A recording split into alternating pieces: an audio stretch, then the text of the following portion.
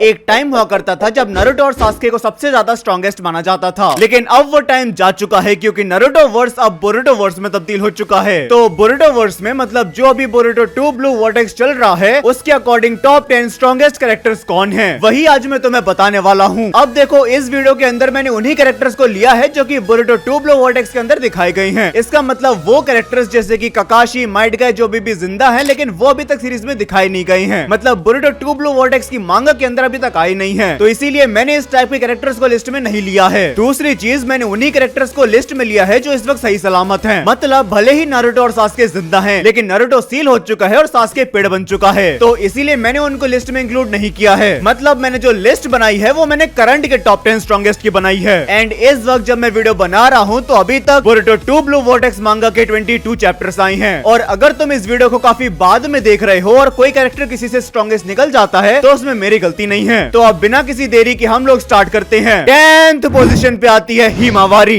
वैसे तो हिमावारी एक बच्ची है लेकिन वो काफी स्ट्रॉन्ग हो चुकी है, मैं उसको लिस्ट में इंक्लूड नहीं करता अगर उसके अंदर कुरामा रीअवेकन नहीं हुआ होता। कुरामा के आ जाने की वजह से उसकी नई फॉर्म अनलॉक हो चुकी है और उस फॉर्म के अंदर वो जूरा को भी फाइट दे पा रही थी। भले ही वो उस फाइट में हार गई थी लेकिन हमें पता चला था कि उसकी एबिलिटीज कितनी ज्यादा ब्रोकन है। वो कैजुअली बीजू बॉम्ब को बना पा रही थी और इस लिस्ट में ऐसा कोई नहीं है जो ये काम कर पाए एक्सेप्ट जूरा। और ऐसा हम लोग देखते हुए आ रहे हैं कि जो न्यू जनरेशन है वो प्रीवियस जनरेशन से ज्यादा स्ट्रॉन्ग हो रही है, और ये बात कुरामा ने भी कही थी कि हिमावारी की पावर्स नारुतो से भी ज्यादा हैं। अब तुम कहोगे कि अगर हिमावारी इतनी ही स्ट्रॉन्ग है तो वो 10th पोजीशन पे क्यों है, तो इसका सिर्फ एक ही रीजन है, वो है एक्सपीरियंस। हिमावारी के पास फाइटिंग का बहुत कम और ना के बराबर एक्सपीरियंस है। जो भी उसके पास थोड़ा बहुत एक्सपीरियंस है वो सिर्फ उसकी ट्रेनिंग से आया है। उसने अभी तक कोई भी रियल लाइफ फाइट्स नहीं करी है एक्सेप्ट जूरा के साथ। हिमावारी से ऊपर मैंने जो 2-3 कैरेक्टर्स रखे हैं उनको मैंने इसीलिए रखा है क्योंकि उनका एक्सपीरियंस काफी ज्यादा है। और एक चीज मैं तुम्हें बता दूं कि जो हिमावारी की हीलिंग एबिलिटीज हैं वो किसी भी मेडिकल निंजुत्सु यूजर से भी काफी फास्ट हैं। इसका मतलब अगर हिमावारी को अच्छे से ट्रेनिंग दी जाए तो वो नारुतो को सरपास करके बोरुतो के लेवल पे भी पहुंच सकती है, लेकिन ये फिलहाल अभी तक हुआ नहीं है, जब होगा तब देखा जाएगा। अभी हम लोग आगे बढ़ते हैं। 9th पोजीशन पे आता है मित्सुकी। एक टाइम था जब बोरुतो के अंदर मोमोशिकी नहीं आया था तो वो टीम 7 में सबसे ज्यादा स्ट्रॉन्गेस्ट था। हमें ये पता है कि मित्सुकी काफी स्ट्रॉन्ग है, लेकिन वो एक्चुअली में कितना स्ट्रॉन्ग हो चुका है पहले से ये नहीं पता। हो सकता है उसने 3 साल के टाइम स्किप के अंदर काफी ज्यादा ट्रेनिंग करी हो और कोई नई पावर अनलॉक कर ली हो, लेकिन फिलहाल तो अभी तक ऐसा कुछ दिखाया नहीं गया है, इसलिए मैंने इसको नंबर 9 पे रखा है। अगर हम बात करें इसकी एबिलिटीज की तो लौंडा सेज मोड का यूज कर सकता है और उसने अपने सेज मोड को काफी अच्छे से मास्टर कर रखा है। वो अपने लिम्स को भी स्ट्रेच कर सकता है और जो उसकी बॉडी है वो स्नेक्स की तरह ही फ्लेक्सिबल है। वो किसी भी तरह के पॉइजन को रेसिस्ट कर सकता है और वो उनको जनरेट भी कर सकता है। उसकी स्पीड और रिफ्लेक्सेस भी काफी फास्ट है। वो अपने क्लोज भी बना सकता है, बहुत सारे स्नेक जुत्सु का यूज भी कर सकता है, और तो और उसके पास लाइटनिंग जुत्सु भी है। अब अभी तक बोरुतो 2 ब्लू वर्टेक्स के अंदर उसकी जितनी पावर दिखाई गई है मेरे हिसाब से 9th पोजीशन उसके लिए काफी सुटेबल है। अगर उसकी कोई और पावर दिखाई जाती है तो ऑफ कोर्स वो इस लिस्ट में काफी ऊपर स्टैंड आउट कर पाएगा, लेकिन अभी के लिए हम लोग आगे बढ़ते हैं। 8th पोजीशन पे आते हैं रयू और मात्सुरी। अब इन दोनों को मैंने एक ही पोजीशन पे इसलिए रखा है क्योंकि मैं कंफ्यूज हो रहा था कि इन दोनों में ज्यादा स्ट्रॉन्ग कौन है। अब वैसे तो इन दोनों ने ज्यादा कुछ किया नहीं है, लेकिन फिर भी मैं इनको 8th पोजीशन पे रखना चाहूंगा। सबसे पहले बात करते हैं रयू की। रयू को बनाया गया था गारा के बेटे शिंगी के बेस मॉडल से। रयू को बनाया गया, वो अपने पहले मिशन पे गया और वहीं पे पहला गया, लेकिन तब भी मैंने उसको 8th पोजीशन इसलिए दी है क्योंकि उसने साल्डा, मित्सुकी, अराया और योडो से काफी अच्छी फाइट करी थी। वो फाइट करने के लिए अपने आयरन सैंड का यूज करता है जिसकी हेल्प से वो नेचर में डिसअपीयर भी हो सकता है और लोगों को कंट्रोल भी कर सकता है। और बात करें मात्सुरी के तो वो मुझे कुछ खास पसंद नहीं आई। हालांकि उसने गारा को इजीली हरा दिया था, लेकिन अब मैं ये मानता हूँ कि गारा पहले जितना स्ट्रॉन्ग नहीं है, और अगर गारा पहले जितना स्ट्रॉन्ग है भी तब भी उससे फर्क नहीं पड़ता। बोरुतो वर्स का पावर लेवल गॉड टियर पे जा चुका है। पहले हम लोग गारा को काफी स्ट्रॉन्ग और एक्स्ट्रा ऑर्डिनरी शिनोबी मानते थे, लेकिन अब बोरुतो वर्स का पावर लेवल इतना ऊपर जा चुका है कि वो एक नॉर्मल शिनोबी की तरह कंसीडर हो रहा है, और मात्सुरी के लिए उसको हराना कोई बड़ी बात नहीं है। लेकिन फिलहाल तो ये दोनों हार चुके हैं। मात्सुरी को बोरुतो ने मार दिया है और रयू को साल्डा ने मार दिया है। मैं मानता हूँ कि ये डिवाइन ट्री से बने हैं, इसलिए वो नीचे वाले कैरेक्टर से तो ज्यादा स्ट्रॉन्ग है। 7th पोजीशन पे आती है साल्डा और आइडा।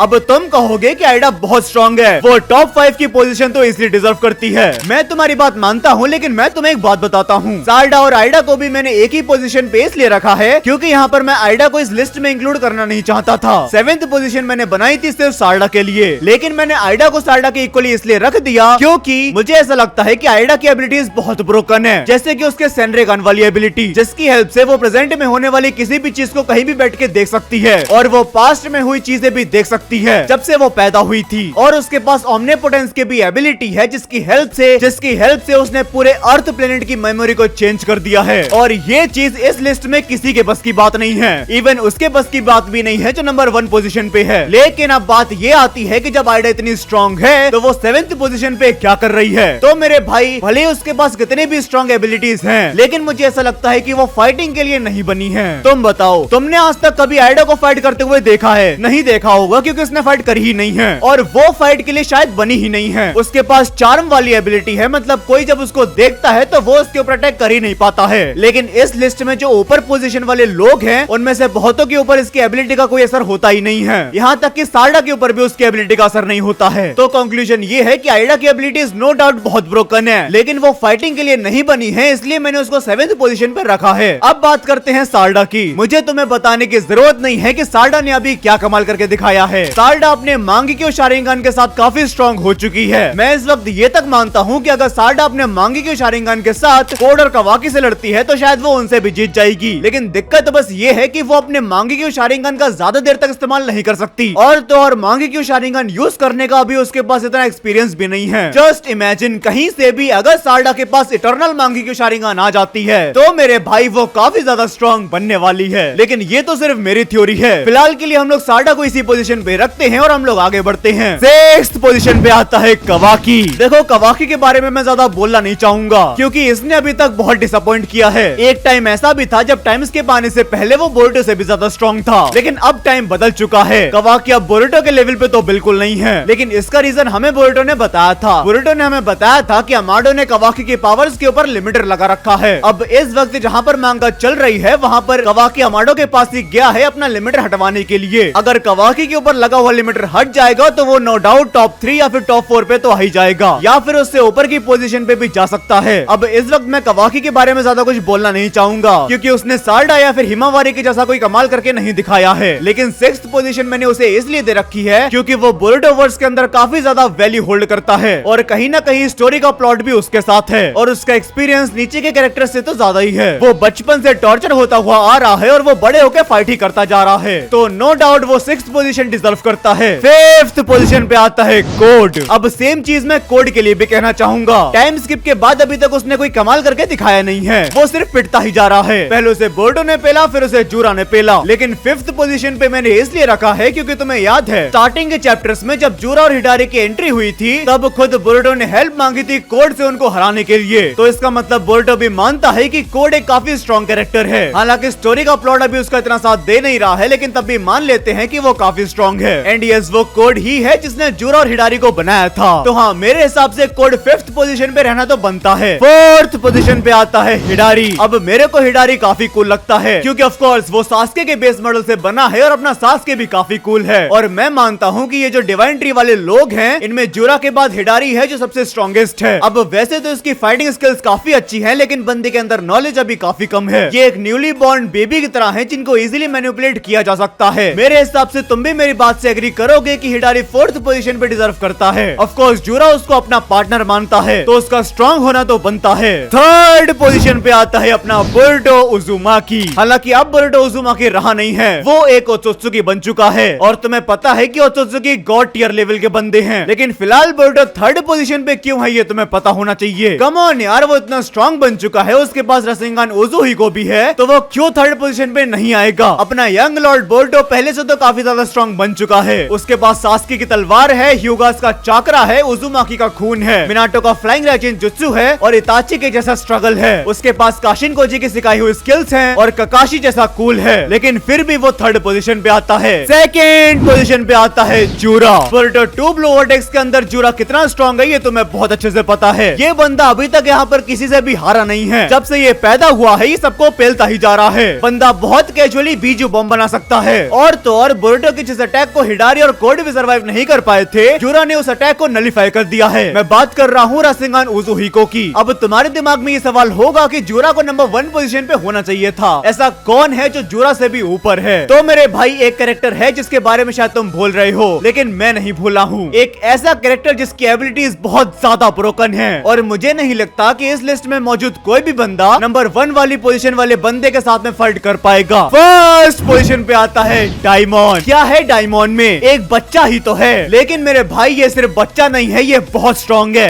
एक फाइट के अंदर एक बंदे को क्या चाहिए होता है? एक अच्छी डिफेंसिव एबिलिटी, एक अच्छी ऑफेंसिव एबिलिटी, कुछ hand to hand combat skills और एक अच्छी ड्यूरेबिलिटी। इसके पास सब है। इसकी सिर्फ एक एबिलिटी लोगों की कच्चा गिली कर सकती है, जो कि है रिफ्लेक्ट करने वाली एबिलिटी। अब ये क्या एबिलिटी है मैं तुम समझाता हूँ। मान लो जोरा और डायमंड की फाइट हो रही है। जोरा ने अपने बीजू बम से अटैक किया और वो अटैक डायमंड के सीधा लग गया, तो डायमंड की एबिलिटीज की वजह से जोरा का अटैक रिफ्लेक्ट हो जाएगा और वो अटैक उसी को लग जाएगा। अब तुम बताओ कि उसकी एबिलिटीज के साथ में तुम उससे कैसे फाइट करोगे? वैसे तो अपने लॉर्ड इताची ने कहा था every jutsu have a limit, लेकिन मेरे भाई डायमंड की एबिलिटी कोई जुत्सु नहीं है। ये जो एबिलिटी है ये डायरेक्ट शिबाई ओत्सुत्सुकी से आती है। मैं तुम्हें बता दूं कि शिबाई ओत्सुत्सुकी बोरुटो वर्स का गॉड है, लेकिन वो इस लिस्ट में इसलिए नहीं है क्योंकि वो अभी तक दिखाया नहीं गया है और सबके अकॉर्डिंग वो मर चुका है। और मैंने तुम्हें बताया था कि मैं इस वक्त करंटली टॉप 10 स्ट्रॉन्गेस्ट की बात कर रहा हूँ, तो मेरे हिसाब से इस वक्त डायमंड सबसे ज्यादा स्ट्रॉन्गेस्ट है। हालांकि अभी तक उसकी फाइट जोरा से हुई नहीं है, लेकिन जब होगी तब देखा जाएगा। और हो सकता है डायमंड की भी कोई वीकनेस हो, लेकिन अभी तक उसकी कोई वीकनेस दिखाई नहीं गई है। हो सकता है उसको कोई फिजिकली डैमेज ना कर सकता हो, लेकिन मेंटली डैमेज कर पाए। तो चलो गाइस, आज के लिए बस इतना ही। आई होप तुम्हें वीडियो पसंद आई होगी। अगर तुम इस कैरेक्टर को अपने हिसाब से बनाना चाहते हो तो तुम वो बना के मुझे कमेंट में बता देना, मैं तुम्हारा रिप्लाई जरूर करूंगा और मैं भी तुम्हारे ओपिनियंस देखना चाहता हूँ। तो चलो गाइस, आज के लिए बस इतना ही। आई होप तुम्हें वीडियो पसंद आई होगी। अगर तुम्हें वीडियो पसंद आई हो तो वीडियो को लाइक कर देना, और अगर तुम मेरे चैनल पे नए हो तो सब्सक्राइब भी कर देना। तुम मुझे इंस्टाग्राम पे भी फॉलो कर सकते हो, link in the description box. चलो गाइस, मिलते हैं नेक्स्ट वीडियो में, तब तक के लिए सायोनारा।